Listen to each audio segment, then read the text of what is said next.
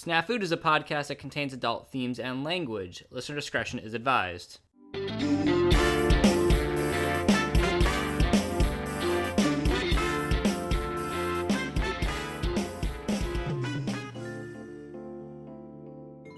Hey guys, welcome to Snafu, where the situation's normal, all fucked up. This is the podcast where we tell you stories of true crime, true mystery, and the truly fucked up shit that happens every single day, and then we just forget about it. So, we decided we wanted to remind you.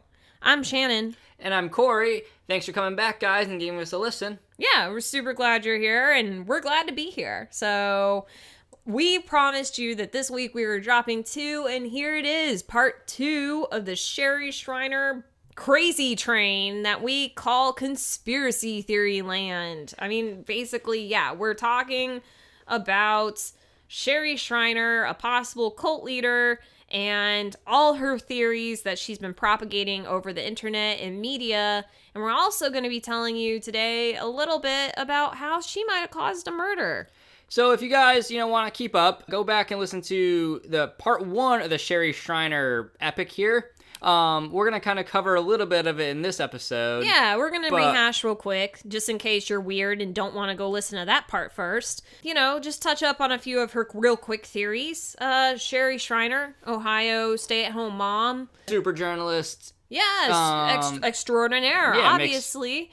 She's got college degrees at the wazoo, and God gives her visions and talks to her personally. So, what is it that Sherry believes? So, Sherry is of the belief that she knows the exact word of God, that Jesus, the one that the Christian Bible relates to, isn't the real Jesus, and that's actually Satan. She believes that aliens are fallen angels. So aliens are real, but they're not aliens. They are just people like Satan who fell from heaven, just so we're clear. She also believes that there's a subset of them. They're the little gray men we see running around, and they're abducting people. And that they're all kind of part of this new world order that's controlling the world government and the banks and the entertainment world. And you really can't have a new world order. You really can't take over the world and its governments without certain foot soldiers. So to boost that up, they've also created their own subset of aliens. That's where you get the little gray man that's gonna pick you up and probe you.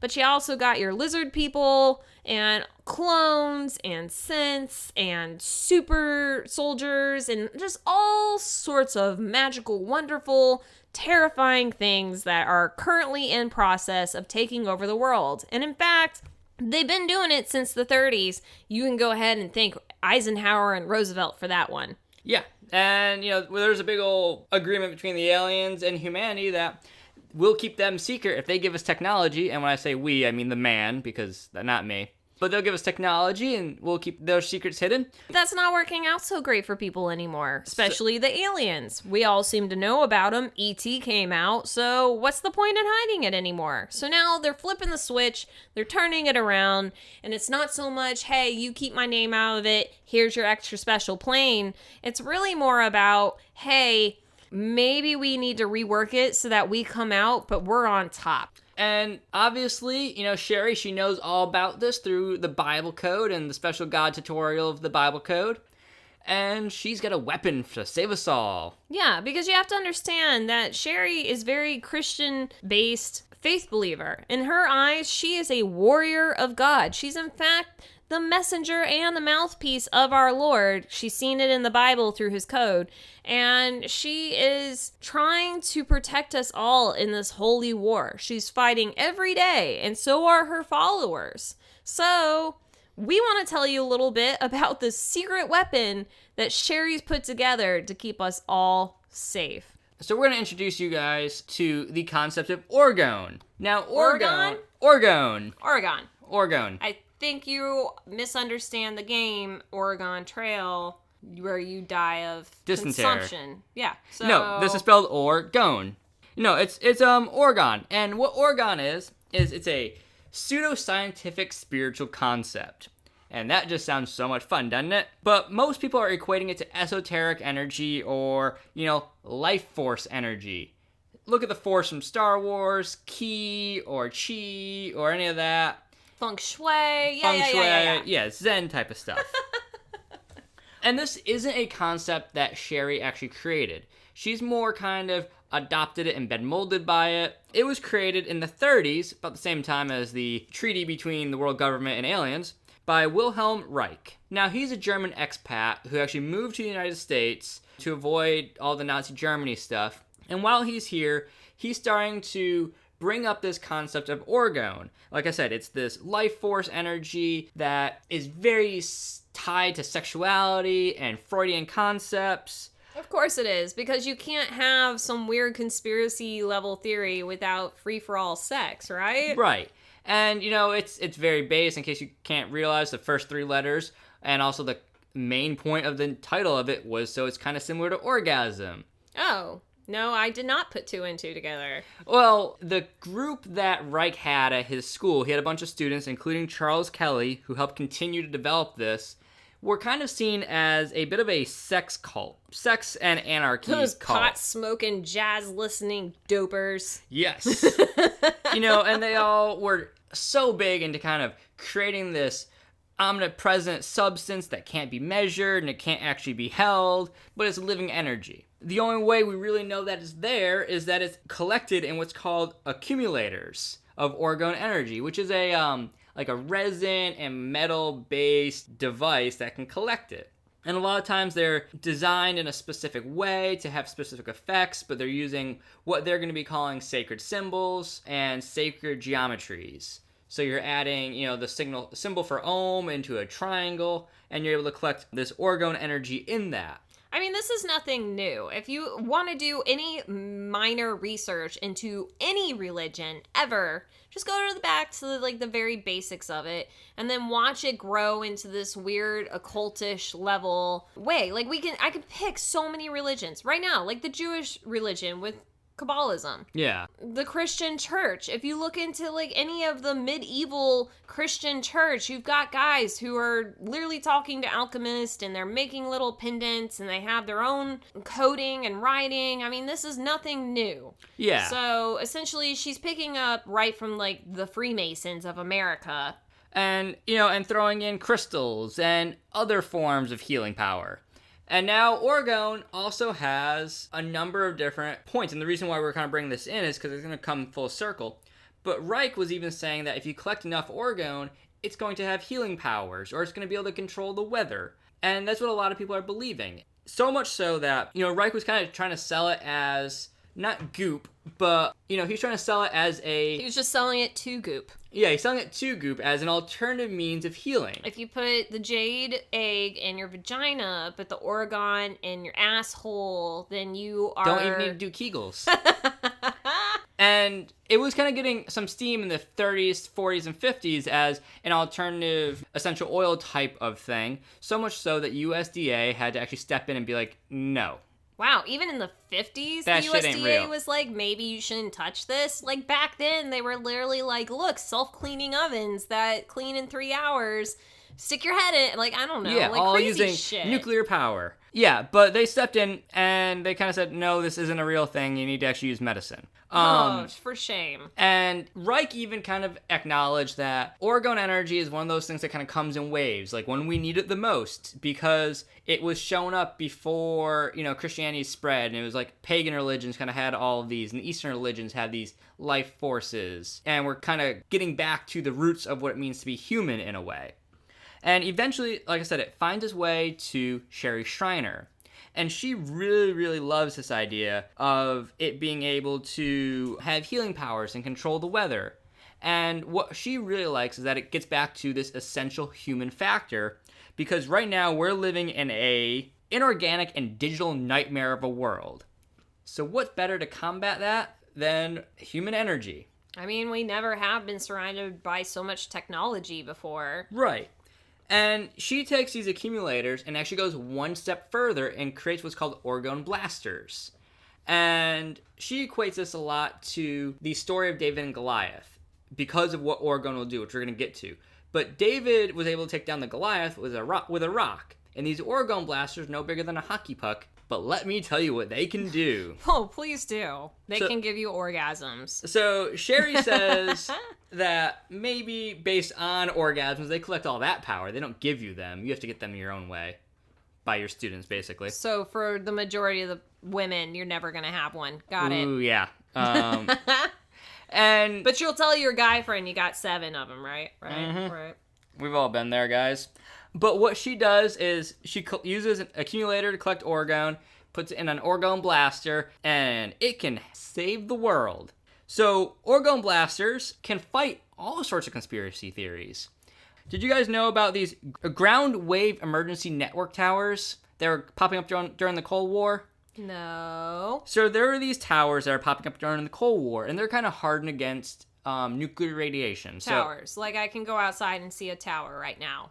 If we knew where one was, yeah. Okay. And what they did is they're hardened against nuclear fallout and EMPs, so that if an EMP went off and took down all the communication array, we could still communicate with ourselves using these towers. Where the fuck is this when we have a hurricane, huh?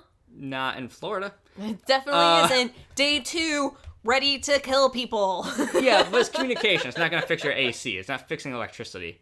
Anyway, these towers, by many conspiracy theorists, can transmit what are called ELF waves, ELF, extremely low frequency waves. And these waves, while they're being said that there's the emergency network, no, they're actually able to control your mind, and that's turning you into a pawn for the New World Order. But not if you have Orgon. Orgon blasters will block those waves using the Orgon energy to keep you safe. It's like a bubble. Yeah, it basically creates a bubble. Last episode we mentioned that the aliens in the New World governments are creating AIDS and cancer and mad cow disease, and they're spreading them through chemtrails. Yeah, they're flying over your house and they're dropping them. All you have to do is look at that line that's following behind your airplane. Chemtrail. Yeah, chemtrail. But Orgon, with this bubble, it'll block those evil chemtrails, and you're not going to have gay frogs or cancer. Oh boy.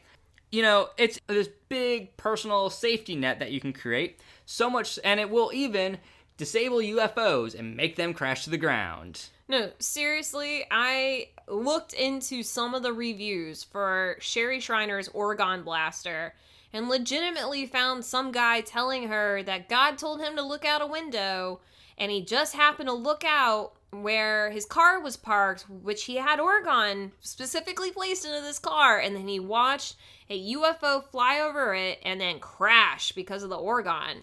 And he thanked her. Did he collect the alien body, though? No. Obviously, that part was never brought up. There's nothing followed up like, and then I went to the crash, and then I collected the little gray man, and then I got rid of our enemy. Like, no, it's like literally, Sherry, I saw a UFO crash, and it's all thanks to the Orgon. Thanks so much. And, she takes this and she brings it even further. Because what you remember from our last episode is that she's a warrior for God. Yeah, this is a major holy war, you guys. And not only is she basically a general, but everyone below her is a soldier. Yeah, and, she can defeat Satan's top generals. So she's using Orgon, teaching you guys how to defeat evil with it. She makes it at home, you guys. She makes it at home. She makes it at home with resin and metal.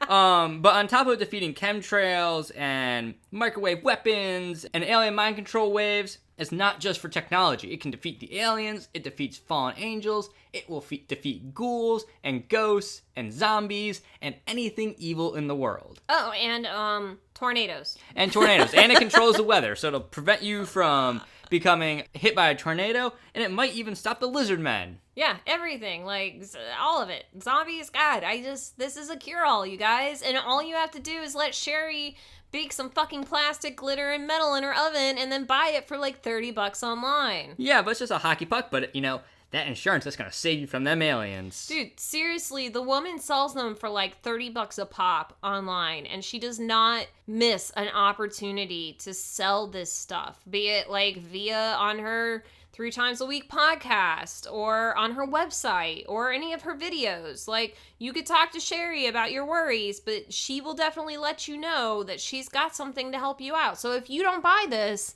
and then you get affected by these aliens, like, really, it's just your own fault. Yeah, you should be prepared. In fact, her like GoFundMe has made over $150,000.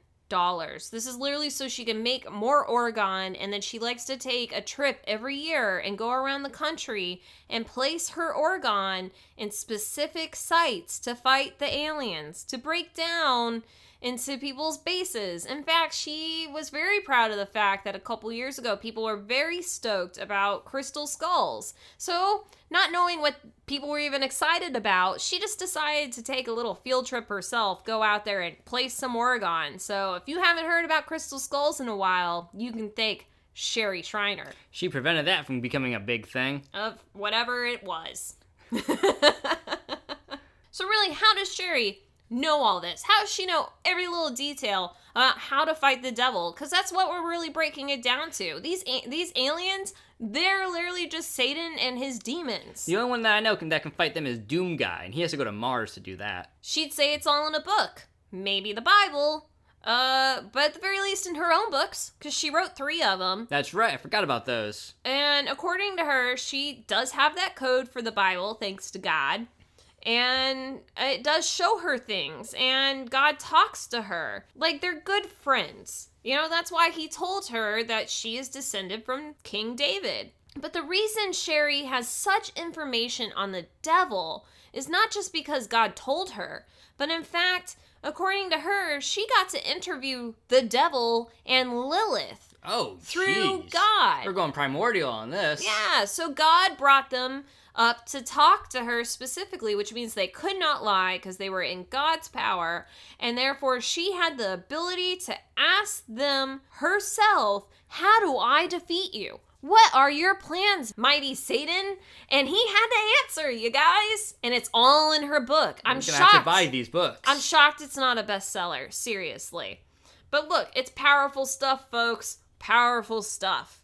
And it's mighty risky to boot. So, obviously, you can understand if you have the answers from God and Satan themselves, and that's the true force that's fighting over the world, and you're telling people how to fight Satan, how to keep Satan from making his entire goal, well, you're obviously going to be a target. Oh, absolutely. And that's why she's been a target her entire life, starting from childhood with night terrors and the general of the devil himself standing at her bed with a freaking cape on. Yeah. Of course, and nowadays, with more of the fallen angels and aliens bringing in lizard people, of course she's going to be on so many different watch lists.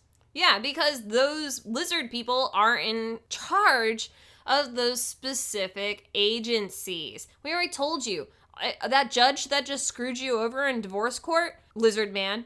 Oh, absolutely. Clearly. So she's not only being hunted down by demons and the generals of Satan, but she's also being hunted down by people like the CIA and other multiple government agencies just trying to kill her.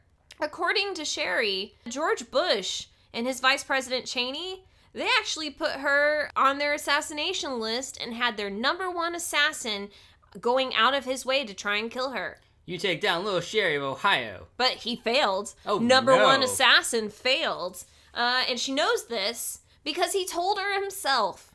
This assassin had so much trouble trying to kill Sherry that in his frustration, he just admitted it to her face. I feel like that's not what assassins do. Every time I tried to kill you, something went wrong. Oh, I got away with it too if it wasn't for you kids and that dog. Yeah, or in Sherry's case, yeah, God gotcha.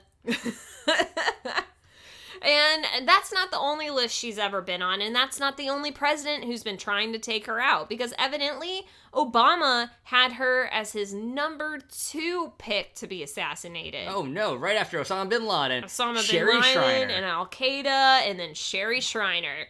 So, according to Sherry, she's been shot multiple times.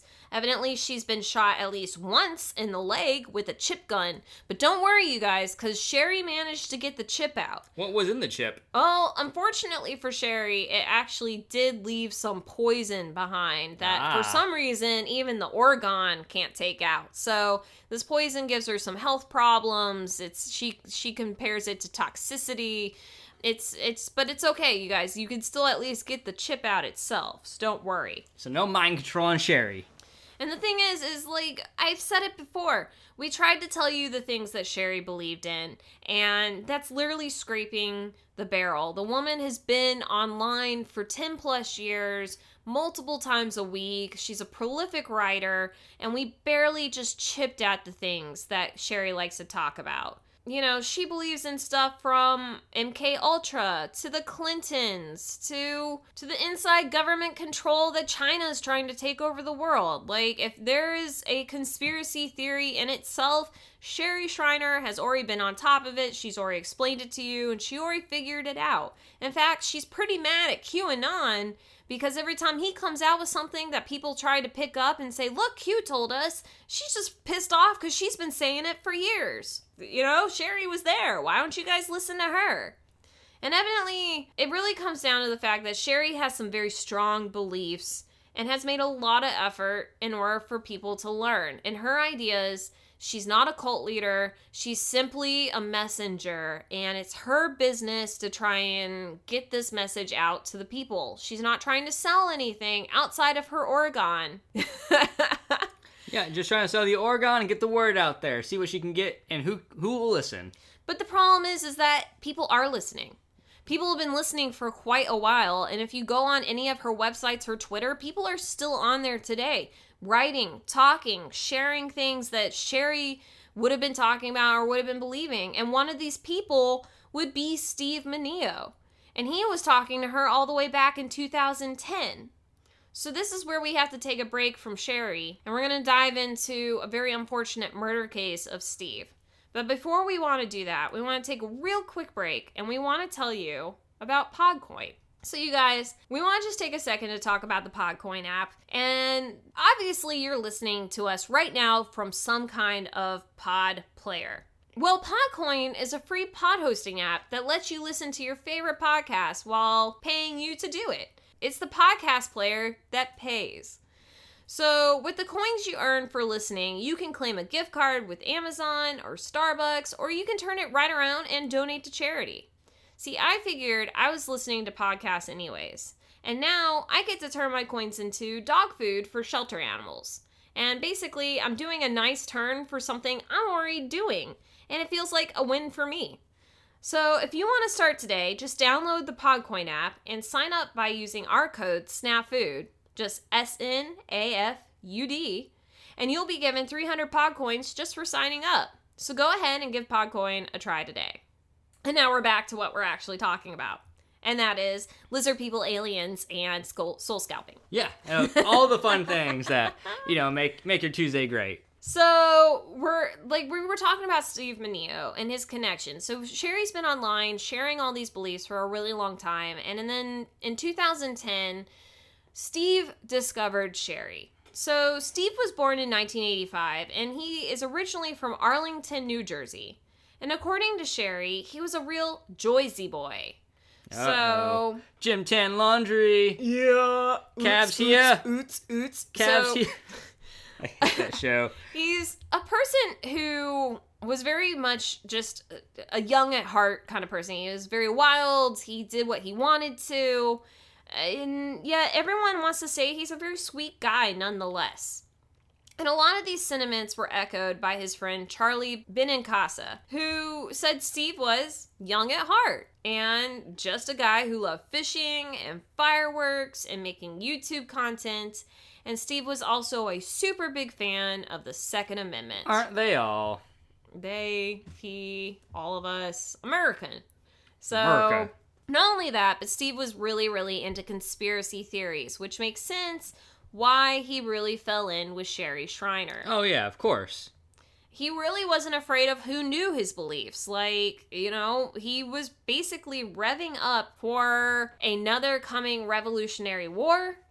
Charlie said that Steve had very strong feelings about 9/11 and the FEMA camps, and that he basically felt like the government was working on a worldwide takeover. Well, the government is pretty much in control already, but yeah, okay. We're not going to tell Steve that. Let's just ignore that fact. And that is how Sherry Shriner enters the picture. Steve had discovered Sherry online and felt like her teachings were true, and according to Sherry, they became online friends. As one does. Yeah, that's kind of what you do when you talk. You kind of are internet buddies. And they would chat late into the night online, discuss their personal beliefs, and according to Sherry, sometimes Steve would be rambunctious and rail against the system. Down with the man, the government can't take over, don't tread on me. Tyrannical bullshit. Yeah.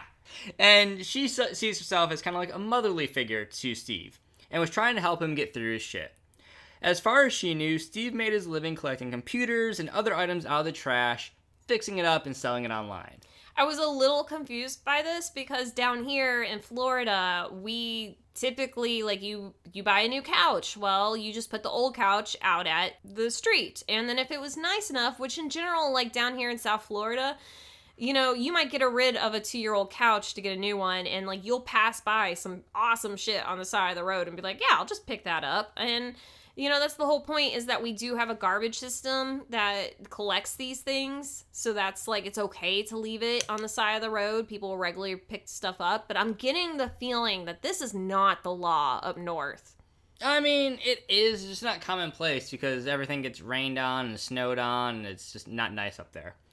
But, yeah, so that's how Steve makes his money. He goes around with probably a pickup truck, picks up shit off the ground, off the floor, off the road, and sells it for profit. And, you know, he even actually has a few run-ins with local courts, so that's where Shan's getting the idea that maybe it's not exactly legal what he's doing. But Sherry had even told him to stop picking fights with the courts, because Steve, being anti-government, is all against them, and she says, hey, this isn't your fight. You've got a bigger fight to get ready for. Yeah. A holy one. Yeah, you gotta fight them demons, dude. Come on. So, Steve and Sherry continued their motherly son type of relationship online. And Steve would, you know, he'd get all sorts of hyped up over the possible future Revolutionary War.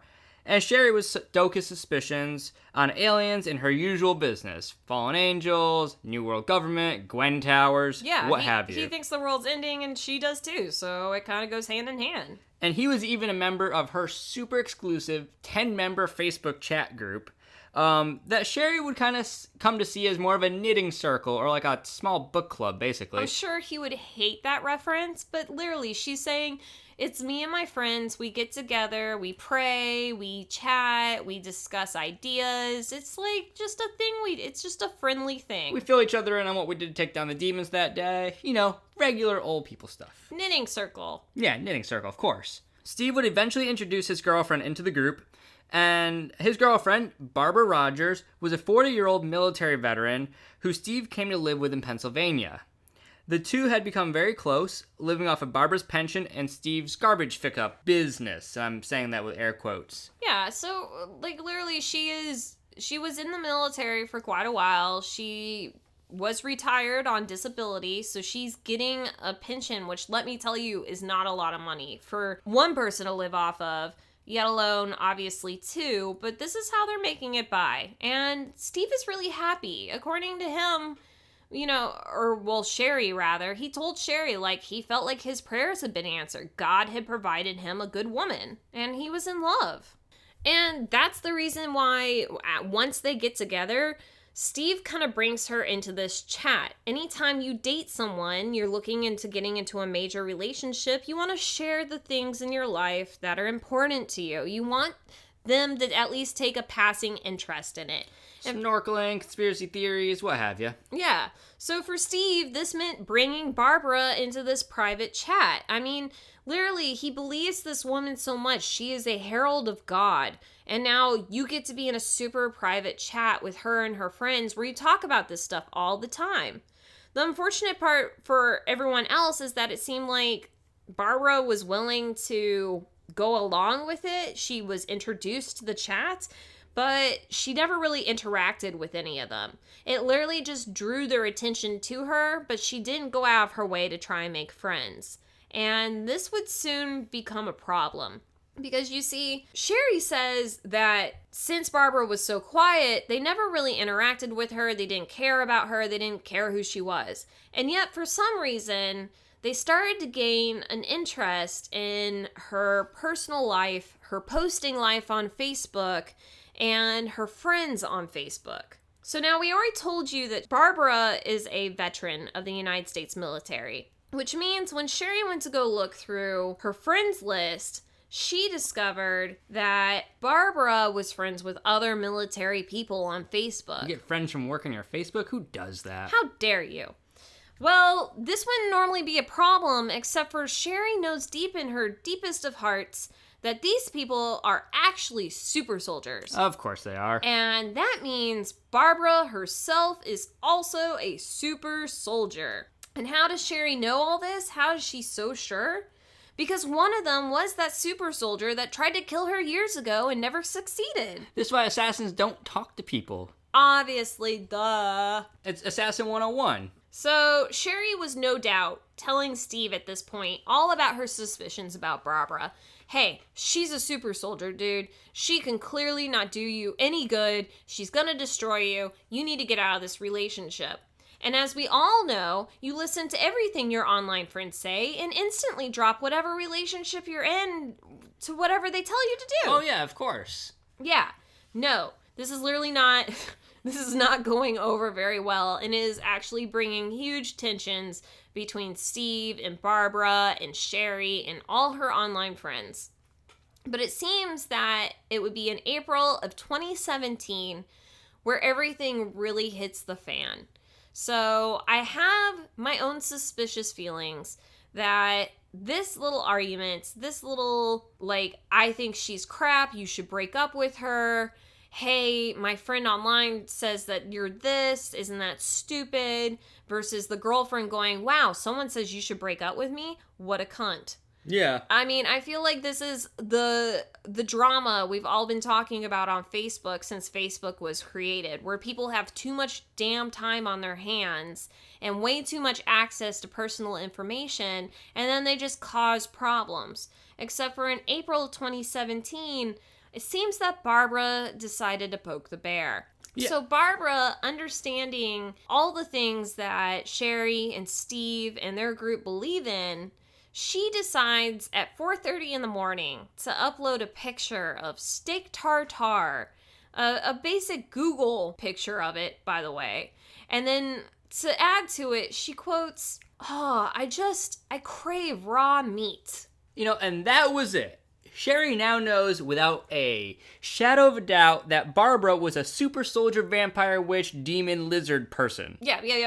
All those. Yeah. So we're gonna break that down. Wait, just tell me one more time. Super soldier, vampire, witch, lizard, demon person. Okay. Didn't want to miss out. Nope. Everything that we've been talking about last episode and this episode all rolled into one. Yep, everything. So, okay, but what is steak tartare? So steak tartare is basically raw hamburger with a raw egg on top of it, played with capers and other little dippers. So it's an exotic meal. It's a delicacy type of weird, rich person food. Yeah, so Sherry, she reached out to to a few of her friends, including one that's a former witch, and informs her of the picture that she saw from Barbara. And her friend says, oh yeah, this is definitely a sign. Yeah, she looks at this stock photo and then breaks it down as to what this message could possibly mean. And, it's a sign that Barbara was craving blood because she wanted raw meat. That the plating itself was mystical to witches. The egg representing the north, the capers representing the south. That bright green pesto on the side right there? No.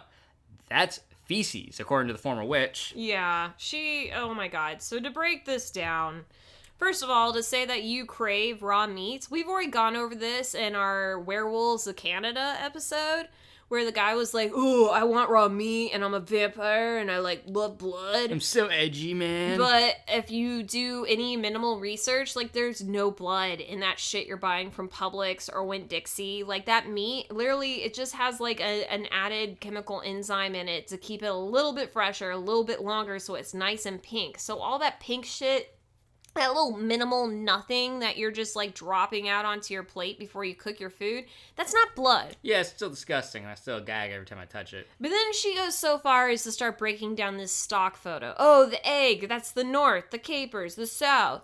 This stuff on the side that she calls feces is literally bright fucking green. I don't know what this woman is pooping out, but she is misinformed on what feces is. But according to her, a high-level witch will definitely eat feces on the regular. This is a satanic ritual that just drives them crazy and brings them closer to the devil. Oh yeah, that makes perfect sense. I think we saw that in Sabrina, didn't we? I mean, I think we can all agree that, if you knew anything about Sherry and her group, that posting this with this kind of message was specifically meant to just just rile her up. Oh, yeah, absolutely. But it goes so much further than, oh my god, it just starts going into full on, these people believe. Yeah, they believe Barbara is a super soldier, vampire, witch, demon, Lizard person. And like everything just blows up in everybody's face. So they kind of dive a little bit deeper into her posting history, and they start to speculate on some of Barbara's pictures. There's also secret messages in all these pictures and signs that she's what we said, super soldier, wizard, wizard, lizard, demon, alien thing. At this point, a profile picture is not a profile picture. It is a mass message to all her witchy friends, every intention that she's ever had. Including one such picture where Steve and Barbara are both in it. And they're sitting side by side, and Steve is lit up, but, he looks normal. But Barbara, she's going to darken the picture, which Sherry immediately translates as, that's a dead aura. And according to her former witch friend, a dead aura is a sign that Barbara was going to kill, and she was going to kill Steve. Yeah, and that's when Sherry went into overload. Now, to explain this picture is legitimately the crap camera in your computer, and that's what they use to take a picture of them. Now, go ahead, sit there at your computer, and go take a picture, and tell me that you look fabulous, that the things on your right and to your left are well lit and equal, and no. So, no, that's not how it works. Just like everybody, you're stuck up against some wall in a corner of a room with your stupid laptop or your computer, and you're taking a picture and the lighting's not great. But according to Sherry, her ex-witch friends, and all her followers, this is just a clear sign that Barbara is about to start her rampage. And what does a concerned friend do? Well, she obviously tells Steve everything. Steve, dude, I told you that your girlfriend is this monstrous killer, and you haven't listened to me yet, but here's my new proof. You need to break up with her. She's going to destroy you. In a way, well, unfortunately, Sherry was a little bit right. But instead of listening to Sherry, Steve, well, he pretty much did what we all would probably do, and he told her to go to hell. Yeah. He is totally invested in Barbara. In his eyes, this is his wife. Now, we've been saying girlfriend, and legally, that's what they are, is boyfriend and girlfriend. But in their eyes, they're living together, they're living off the same money, and in their hearts, like their relationship level, they're married. So basically, Steve returns to Sherry and says, how dare you say this about my wife? Like, go screw yourself. Yeah. But he's not done there. He basically gets ostracized from a group that he's been a part of for more than 7 years. It's his everyday communication, and he's now been kicked out of it. So in retaliation, Steve goes above and beyond. We already told you he's a pretty big fan of social media. He likes to make his own YouTube content. And so he started to make videos specifically calling out Sherry Shriner, her group, and how he felt like they were very false prophets, that everything she was saying was wrong. And this started, it was like kicking a hornet's nest. According to Sherry, well, he became incredibly bitter and awful towards her, so she just blocked him. She was done with him, with Barbara, and everything they had to do. And yet Steve wouldn't stop making his content. And yet, I don't think things really went quite the way Sherry explained, though in the end, Sherry would be right about some things. Yeah, that's true. In the very early hours of July 15th in 2017, Steve and Barbara found themselves coming home from an evening of drinking at a bar in Coolbaugh Township, which is definitely a Pennsylvania town, I guess. At around 2 a.m., the mostly tipsy, probably worse, couple came home, and they came up with a plan to go take Barbara's .45 Glock pistol out into the back and shoot off a few rounds into the woods. Yeah, I mean, what's better than being a little bit buzzed and shooting firing firearms. your firearm. It's a great move right there. Sweet. At 2 in the fucking morning. I know your neighbors love you. The neighbors, they're kind of actually used to this. But the two return back to the house where Barbara claims that a depressed and upset Steve took the gun, placed it against his forehead. He told Barbara to come over, and he wrapped her hands around the pistol, and he told her to shoot him. Only moments later, Steve was dead on the floor of their apartment with a star-shaped burn on his forehead from the closeness of the gun. Yeah. And by 2:30 in the morning, a distressed Barbara ends up calling 911. She's telling dispatchers, quote, "My boyfriend had a gun. He told me to hold it here and press the trigger. Oh my God, he's dead." So when officers arrive pretty quickly, they find Barbara, they find a dead Steve on the ground, they find the pistol, and they find a box of ammo nearby. And at this point, Barbara is making basically no sense because she cannot keep her story straight. From the very get-go, she's incredibly inconsistent. So at the very beginning, Barbara claims that Steve and her come home and Steve gets the gun out and he asks her if she wants to learn how to shoot a gun. And she says that she agrees that this is a great idea, but then Steve allegedly placed the gun to her forehead before he guided it back to his own and then put her hands on the gun and he told her to pull the trigger. She said she didn't know the gun was loaded and she pulled the trigger as he stood there, and the next thing she knew, he collapsed and he was dead. She had no idea that this was going to happen. I mean, eventually later, she then admitted that, well, they weren't actually standing there together, but in fact, he was sitting on the floor, which is what actually correlates with how they found his body. Even later, the police would discover that the couple had been firing the weapon out in the woods earlier. So no, why did you think the gun wasn't loaded when You were actively shooting you it. were actively just outside shooting it? Did you think, her story is falling apart because you guys were already manhandling your firearm, then you came inside. And on top of that, a lot of people would have to wonder, so you own guns, so it's strange that you don't know how to use them, but also, aren't you a veteran? Aren't you a military veteran? You don't know how to shoot a weapon? This guy is going to teach you how to do it at 2 a.m. after y'all been drinking.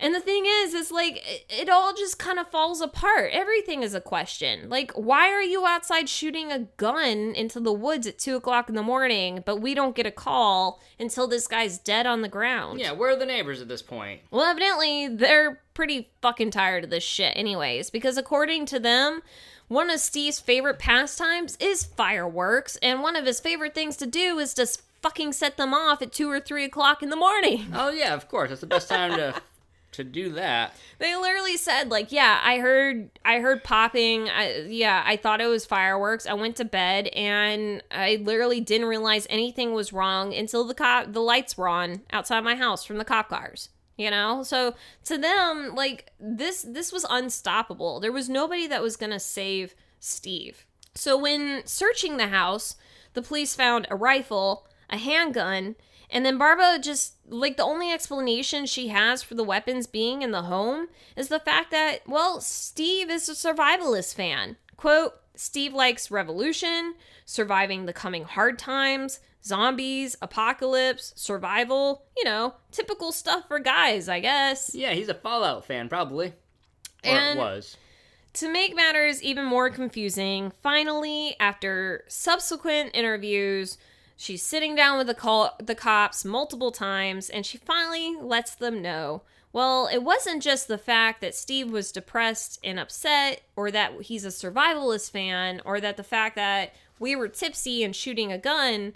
The real problem is that Steve is depressed and upset because his cult has kicked him out and they're picking on him. Aww. It is Sherry Schreiner's fault that Steve is dead right now. So, what the hell happened according to Barbara?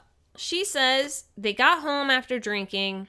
Steve was upset and he sat down on the ground with this gun. He called her over. He explained to her that he thought his prophet, Sherry Schreiner, was in fact a reptile person in disguise, that she had been overtaken by the reptiles, and in his depression, he put her hands on the gun and told her to pull the trigger. She did so, and he died. But a lot of his friends weren't going to buy this. Remember that pal of his, Charlie? Well, he said that he never knew Steve to be depressed or to even talk about suicide. He said that he didn't deserve to die. Nobody really does. No. And, Sherry, in turn, she says that Barbara's lying. That once Steve turned on her, she blocked the two of them and was done with it. She washed her hands of it. However, in the same breath, Sherry also admits that literally a week prior to the murder, She was searching missing people's reports in Barbara's County to see if the witchy vampire reptile demon lady had been cannibalizing anybody. Yeah, so Sherry goes out of her way to say, like, I dropped him from my life. I wasn't talking to these people. They're the ones that were being mean to me, but I even ignored that. And yet, this has been months. She dropped this shit in April where they had their big fallout.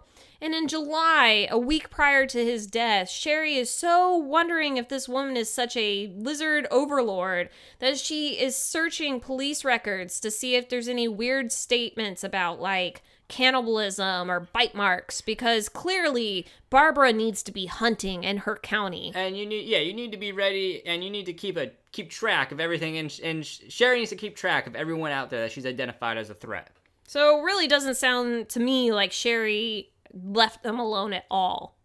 And yeah, but the thing is, Sherry says that the way Steve died is not really the way Steve died. Yeah, that's a lie too, including the police are lying.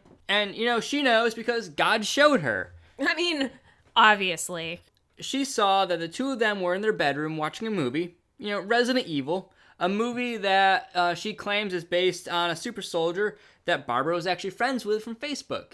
By the way, Resident Evil is based on a Japanese video game. And the movie does have a super soldier that lost her mind, but she's fighting zombies.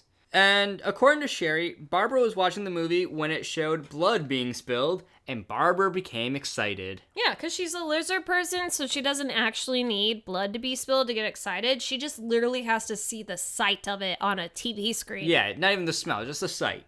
That's how weak you stupid lizard overlords are. And at this point, she couldn't even control herself, and her reptilian self began to take hold and shift before Steve's eyes. Steve was obviously freaked out and yelling that Sherry had been right about Barbara all along. Vindication! Vindication!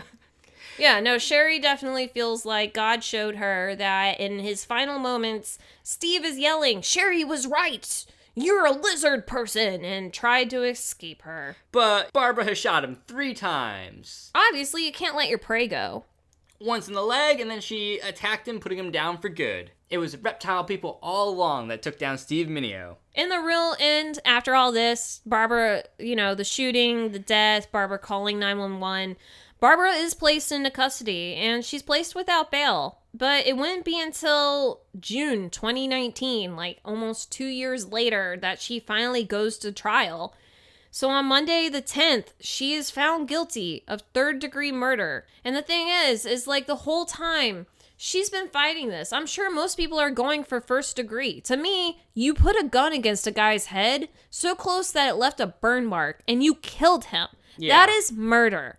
And yet, right before they put this to the jury's decision, even the judge gives her the offer of just claiming guilty and just taking a 3rd-degree charge, which is like a Hail Mary in this case. Absolutely. But Barbara is flat out denying that. She really does believe she is just innocent, that this whole situation was out of her control, and that she's going to leave it up to a jury. But the jury, in turn, still finds it to be 3rd-degree murder. And they sentence her 15 to 40 years in prison. So this whole time, the prosecutors had been asking for the maximum sentence. They wanted 20 to 40 years. And then the defense was citing that Barbara was a mother of 3, a retired veteran, and literally had no previous record. And they just wanted nothing. They wanted her to walk out. So, compromise, let's meet in the middle. 15 to 40 years. Bing, bang, boom. Barbara, she's saying that the ruling is very unfair. Yeah, imagine that. And that her and her lawyers plan to repeal it. And on the other side, Steve's mother is obviously incredibly upset. She says her son is irreplaceable, and, Barbara should be too. You took a life, and he's gone forever. You might as well be as well. So, Basically, nobody walked out of this being very happy. And in the end, what does Sherry say? Well, Sherry doesn't say much of anything because Sherry died about a year after Steve did, in January of 2018, from supposed natural causes. Yeah. Or lizards bursting out of her chest, probably. And that's really it.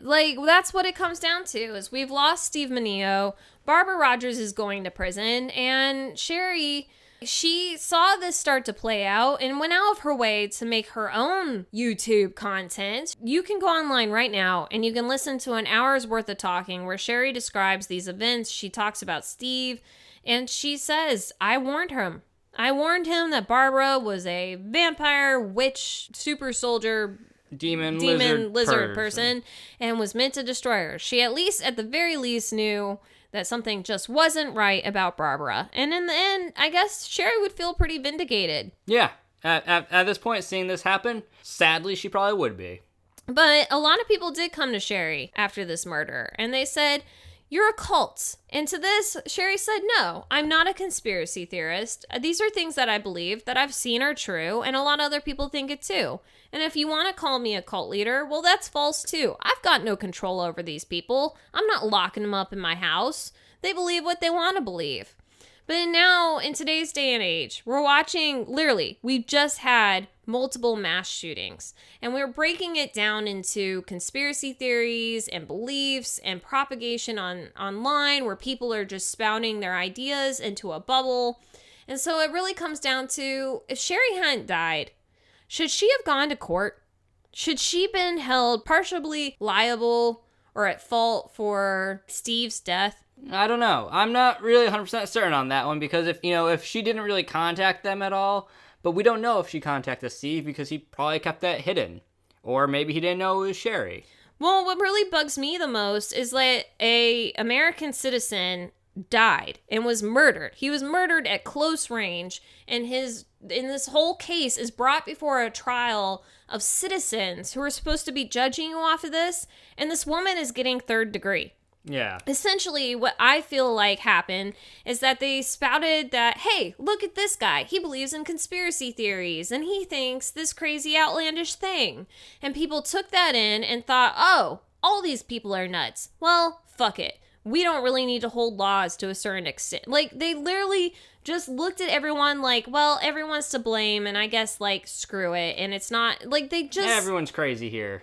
I mean, honestly, if none of this part about him being part of conspiracy theories or what people were calling a cult, and it was literally came down to, hey, your girlfriend shot you in the head on your living room floor and you died, and you were having problems online, would it really come down to third degree murder? I don't know. I have no idea how that all works. I have no idea an answer for that. I'm just saying, I think prejudice is to play here. It might be. It's really saying that if you step out of lines of like society's norm, be prepared to not be taken care of by justice or the system or by the regular American citizen.